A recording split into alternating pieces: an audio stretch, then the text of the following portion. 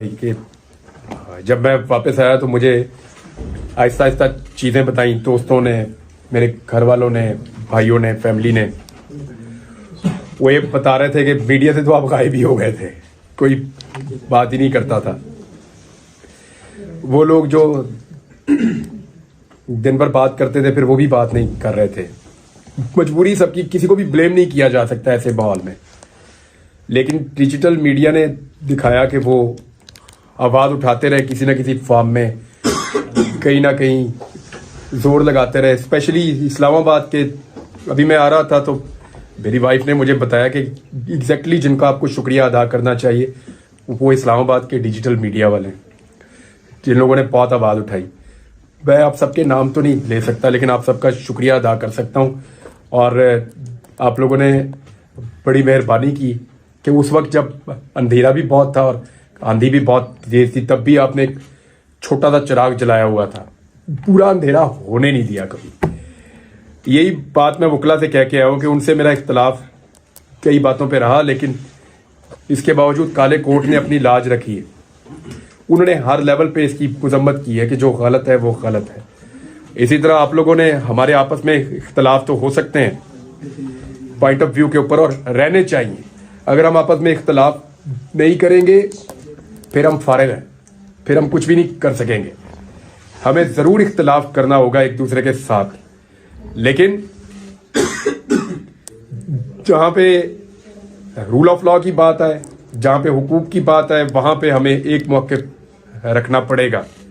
तो आप लोगों ने बड़ी मेहरबानी की, आप सबका मैं दिल से शुक्रिया अदा करता हूँ। और मैं स्पेशली इसी मकसद के लिए आया हूँ यहाँ इस्लामाबाद में। एक तो मुझे पता चला कल से नौरीन रो रही थी, मुझे दोस्तों ने बताया, तो वो भी एक एक्साइटमेंट थी कि चलो देखते हैं। दूसरा, मैं एक्चुअली काफ़ी दिनों से मैं सोच रहा था कि मैं जैसे ही थोड़ा सेट होता हूँ तो इस्लामाबाद जाके आप सबका शुक्रिया अदा करूँगा। और थोड़े दिन पहले अपने जो मनाजिर देखे ख़वातीन और बच्चों के साथ, जो पुलिस ने टॉर्चर किया इस्लामाबाद में, वो मुझे लगा कि उनका हाल भी देखना चाहिए जाके। फिर मैंने वहाँ जाना भी मुनासिब समझा, वहाँ भी मैं गया, रजी भाई लेकर गए, सदीक जान, बाकी दोस्त साथ थे। बहुत शुक्रिया आप लोगों का, once again thank you very much. कुछ आप पूछना चाहें? सर मेरा एक सवाल है, आपकी जुबान में लुकनत आ गई है सर, इसकी वजूहात बयान करें। आपके साथ जेल में क्या हुआ था, इसका जवाब हमें आज तक ये तो मुझे भी नहीं समझ आई यार। डॉक्टर अलग अलग बातें बताते हैं और अलग अलग किस्म के इलाज भी बताते हैं। ये लुकनत अब नहीं है, ये रवि जानते हैं ये कितना ज़्यादा प्रॉब्लम था। अब तो बिल्कुल मैं अगर जितना आहिस्ता डाउन बोलता हूँ, और यानी मैं कुरान पाक पढ़ने में नहीं है मुझे प्रॉब्लम, और मैं चाहे 2, 4, 5 सूरतें भी पढ़ दूँ एक साथ, कोई प्रॉब्लम नहीं है। जेल में तो नहीं ऐसा कुछ? बच्चों के साथ बोलने में हमने महसूस किया कि वहाँ पे भी कम है। मेरी फैमिली बता रही है जब बच्चों के साथ आप खेलते हैं या बातें करते हैं वहाँ पे बहुत ही ख़त्म हो जाती है ऑलमोस्ट। तो ये आहिस्ता आहिस्ता ग्रेजुअली इम्प्रूव हो रही है। मुझे आइडिया नहीं था कि ये इस तरह से है, शायद मुझे खुद भी नहीं पता था। जब मैं अपने घर आया और मैंने बातचीत करना शुरू की तो मुझे पता चला, और मुझे घर वालों ने एक्चुअली मुझे इन्होंने रियलाइज़ करवाया कि तुम ठीक नहीं बोल रहे। सबसे पहले मेरे भाई ने कहा, फिर अली जो लॉयर है, वकील, वो जब मैं बोलता था ना तो वो ऊंची ऊंची रोता था। मैंने कहा इसको क्या हो रहा है? वो कहते तू सही बोल नहीं रहा। मुझे फिर उस तरह आहिस्ता आहिस्ता आइडिया हुआ कि मेरे बोलने में है प्रॉब्लम। पहले मुझे इतना आइडिया नहीं था, मुझे ये तो पता था कि कुछ थोड़ा बहुत मैं डिस्टर्ब हूँ या कोई प्रॉब्लम है, लेकिन फिर अभी तो काफ़ी रिकवर है, शुक्र अल्हम्दुलिल्लाह 90% मैं रिकवर कर गया हूँ। मैं थोड़ा बहुत है, ये भी हो जाएगा इंशाल्लाह, अल्लाह ताला इसको बेहतर कर देगा। सर रात सोशल मीडिया पे चल रहा है कि चीफ साहब को चाहिए कि आपको बुला के आपसे पूछें कि आपको किसने उठाया था, कहाँ रखा था। अगर आपको चीफ साहब बुलाते हैं तो आप सारी कहानी हूबहू ने बयान करेंगे, कहाँ से उठाया, कहाँ रखा, क्या क्या आपके साथ बर्ताव किया। मैं पाबंद हूँ कि अदालत में झूठ ना बोलूं। इमरान भाई, सर ये बताइएगा कि आप जेल कहें या टॉर्चर, सर जो भी नाम दे दें उसका, आप इतना अरसा रहे, इस दौरान इंसान का अल्लाह के साथ भी एक राब्ता होता है और इंसान फिर अपने मिस्टेक्स को भी रिवाइज करता है, देखता है कि कहाँ मुझसे क्या हुआ। इस मजमूई नतीजे पे आप कहाँ तक पहुंचे? देखिए, आदमी ना गलतियों और सही काम, इन दो चीज़ों के बीच में अपनी लाइफ गुजार रहा होता है। तो आपको एनालिसिस करने का मौका अक्सर मिलता रहता है। कभी झटका लगने से मिलता है, कभी वैसे भी आपको मिलता रहता है। तो हर दिन आदमी को कुछ ना कुछ सिखाता है। पहले भी ऐसे ही था, यानी ये जो मैंने एक मामले पे आज भी माजरत की, ऐसा नहीं है कि मैंने कैद होने से पहले नहीं की थी, पहले भी की थी। जब हम बलूचिस्तान गए थे तो रजी भाई को याद है, मैंने वहां पे भी ये माजरत की थी उनसे कि उस वक्त, और वो भी ऐसा नहीं है कि ये सोच के किया हो कभी कि इसमें कोई लालच या खौफ का आंसर नहीं, तब वो ठीक लगता था। लेकिन आपको रोजाना नए हकायक पता चलते हैं। वो बकौल सदीक जान आपकी आंखें खुलती हैं, पूरी कौम की खुल गई आंखें, वो तो ये कह रहा था। तो वो बात ठीक है, आंखों का ऑपरेशन। तो आपको जब नई चीज पता चलती है, आप नई चीज सीखते हैं। तो इसमें मैंने कई चीजों के ऊपर सीखा है, लेकिन सबसे जो बड़ी चीज है वो तन्हाई में आपको अल्लाह ताला बहुत कुछ ऐसा सिखाता है जो आपको वैसे कभी मौका नहीं मिलता। ये बात आपकी ठीक है, बिल्कुल ठीक बात है। सर ये बताइएगा कि आज एक ऐसी पर्सन, जब आप लापता हुए थे, जब आप गुमनामी की जिंदगी में चले गए थे, कभी ऐसा महसूस हुआ, कोई ऐसा दिन आया आपकी जिंदगी में कि आपने कहा बस आप शायद मैं कभी भी वापस आ सकूं, या आज आखिरी दिन है? रोज सर अगवा होने से लेकर निकलने तक का सारा जो आपको पता है कि कितने दिन आप कहाँ रहे हैं। और सर इसमें ये भी ऐड कर दें, यहाँ पर भी सारे साफी हैं, तो खुदा ना खास्ता कभी किसी साफी के साथ इस तरह से हो सकता है। तो वहाँ पर अहवाल जिस तरह से भाई ने पूछा, लेकिन वहाँ पर मेन चीज जो है कि किस तरह बंदा डट सकता है किसी अपने पॉइंट। अल्लाह ना करे कभी किसी को ऐसी तकलीफ से गुजरना पड़े, अल्लाह ना करे। मेरी दुआ है आप सबके लिए, अल्लाह किसी को भी ऐसी तकलीफ से ना गुजारे।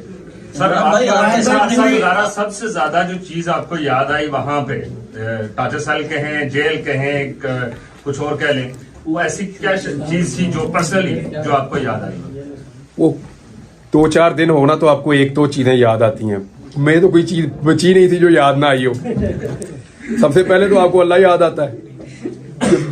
जब भी आप फंसते हैं ना जिंदगी में कभी, सबसे पहले आपको अल्लाह याद आता है।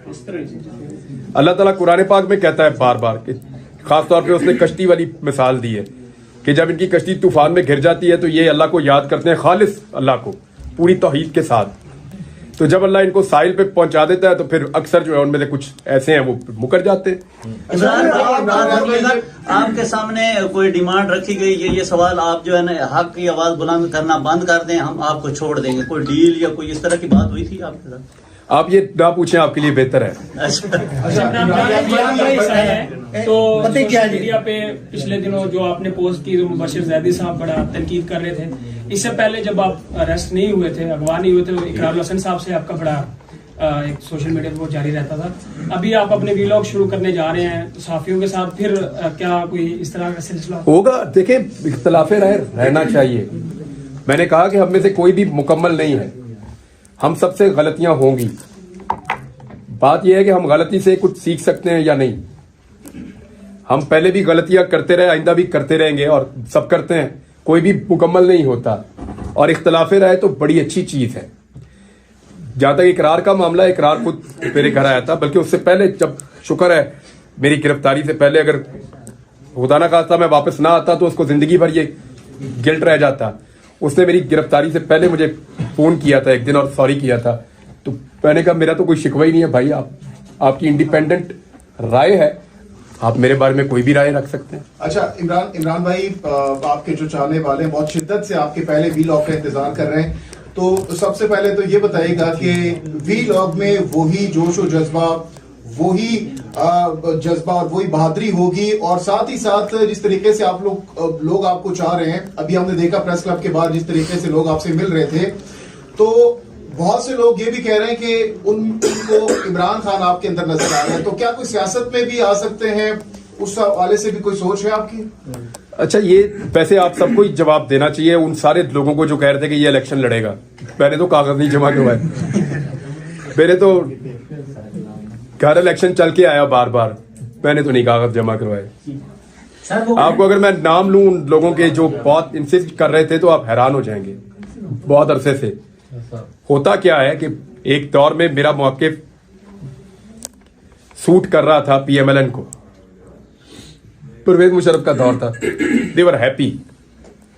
पीपल्स पार्टी का दौर था, पीएमएलएन बड़ी खुश थी मेरे मौकिफ को लेकर, सदके वारी जाते थे ये। फिर इनको मेरा मौकिफ सूट नहीं किया। एक टाइम आया पीपल्स पार्टी को कुछ सूट किया मेरा मौकिफ, फिर उनको सूट नहीं किया। फिर जो बहुत ताकतवर लोग हैं उनको मेरा मौकिफ बहुत सूट किया एक वक्त में, वो भी सदके वारी जानते सन। अब पीटीआई को सूट कर रहा है मेरा मौकिफ, ताकतवर अब भी कल इनको भी हो सकता है सूट ना करे, मुमकिन है। तो ये तो चलता रहता है। यानी जिस वक्त आपको जो बात ठीक लग रही हो, मेरा थोड़ा सा मैन्युफैक्चरिंग फॉल्ट है भाई, मैं आप लोगों को नहीं कहूंगा आप लोग ऐसा करें, मैं न्यूट्रल नहीं अपने आप को कर सकता। मुझे लगता है ये वाली बात गलत है, मैं कह ही देता हूं, राय नहीं जाता मेरे से, तो इसलिए प्रॉब्लम हो जाता है। यानी मुझे लगता है ये गलत है और ये सही है, तो मैं दोनों के बीच में अपने आप को बैलेंस नहीं कर पाता, शुरू से ही नहीं कर पाता। मैं कह देता हूं ये वाली गलत है और ये वाली सही है बात, तो इसलिए जिसको वो मौके सूट कर रहा होता है उसकी मैं आंखों का तारा बन जाता हूं। ऐसी ही जिंदगी गुजरी है, आप सारे गवाह हैं। अभी ये हो सकता है कल को वक्त क्या करवट ले, आज जो मेरा मौकिफ है वो एक और सियासी जमात को सूट कर रहा है, हो सकता है कल उन्हें ना करे। और मैंने सियासत में आने का कोई फैसला नहीं किया, जब करूंगा आप सबको इकट्ठा करके ऐसे अनाउंस करूंगा कि भाई अब मैं सियासत में जा रहा हूं और मैं करना चाहता हूं, और उसको भी खुल के करूंगा, ऐसे ही दबी दबी किस्म की नहीं करूंगा, खुल गुला के करूंगा। खारिज अज़म नहीं आपका सियासत में आना, खारिज अज़म खान नहीं आपका सियासत में आना। देखें, मैं ना एक दिन बैठा हुआ था अपने ड्राइंग रूम में, मेरे वालिद साहब ने मुझे डोनेशन दिया था कि बेटा लोग भूखे हैं, फ्लड आया हुआ है, तो हमने सेविंग नहीं रखनी, ये पैसे जो है वो दे दो। मैंने उनको बुलाया, अपने एक दोस्त को, वो काम करते थे इसका डोनेशंस का। मैंने उन्हें कहा जी ये आप मदद करें फ्लड में जाके। उन्होंने कहा हम वाकई कर रहे हैं, तो ये हमें जरूरत थी पैसों की, आप दे दें। लेकिन उन्होंने मुझे उन दिनों में मुझे नौकरी से निकाला हुआ था एक्सप्रेस ने, ताजा ताजा, और मेरे पास काम भी कोई नहीं था, बस वीलॉग मैं कर रहा था। तो उन्होंने कहा जी आप हमारे साथ मदद क्यों नहीं करते। उन्होंने मुझे कैंप बना दिया और मैं वहां चला गया, और मुझे एक दिन पहले नहीं पता था कि मैं एक कॉज के लिए मदद करने निकलूंगा और वो इतना बड़ा कॉज हो जाएगा। कितने घर बनाए रजी भाई अल्लाह ताला ने? 2055 घर। ये रजी भाई हमारे साथ थे, इनके पास सारा रिकॉर्ड पड़ा है, अल्लाह ताला ने हमारे जरिए से बनवा दिए। एक दिन पहले मुझे नहीं पता था, मैं कुछ भी नहीं यकीन से कह सकता, वो मेरे अल्लाह का फैसला है जो भी है। लेकिन फिलहाल मैं आपको बता रहा हूं कि मैं सहाफत करूंगा, वो मेरा काम है और मुझे वही करना है। ये बताइएगा एस्टिमेटेड, क्योंकि लोग जानना चाहते हैं कि आप व्लॉग कब करेंगे। आपने मुझे पहले आप मिले हैं, अब आपको कितना फर्क लग रहा है? माशाल्लाह बहुत फर्क है। मुझे ये पता है जिस दिन मैं बोलूंगा ना, वो भेड़ों के छत्ते में मैं हाथ दूंगा।